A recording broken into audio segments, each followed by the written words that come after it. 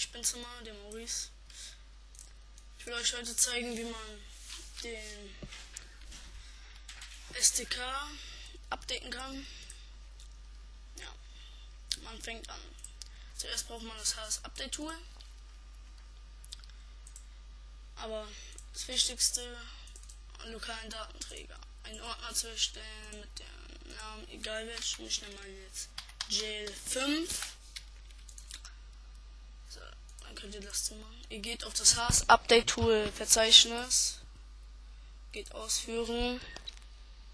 Next. Und dann in den Ordner, den ihr benannt habt. Dann next. In die Stadt. Next. Wieder schon mal ab. Okay. Dann geht in den Ordner rein. So, dann ist dieses hier das Pupster. Halt. Ja, dann müsst ihr gucken halt. So. Dann macht ihr daraus eine Verknüpfung. Erstellen.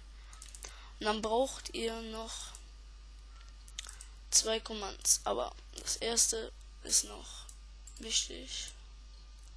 So, und dann geht ihr auf die Verknüpfung, auf Eigenschaften und tut das da einfügen. Okay, und dann ausführen.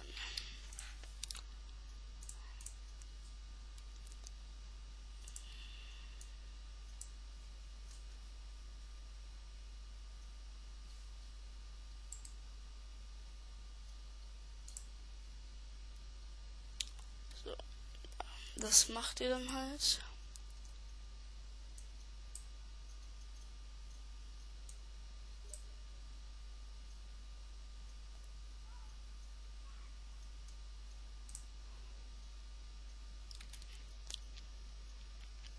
Okay. So, wenn das dann fertig ist,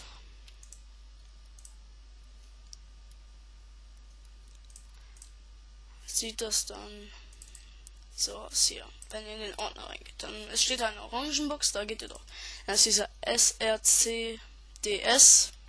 Davon macht ihr eine Verknüpfung. Geht auf die Verknüpfung Eigenschaften. Und dann braucht ihr diesen Command, um den Server zu starten. So. Dann geht ihr okay. Und dann könnt ihr den schon starten. Ja. Da habt ihr schon einen eigenen Server, der auch bei CS dann wieder läuft. Und beim nächsten Video werde ich euch zeigen, wie man Quake Sounds, Deathmatch und so weiter und so fort reinmacht. Ich muss jetzt aufhören. Hoffentlich sehen wir uns mal wieder und tschö.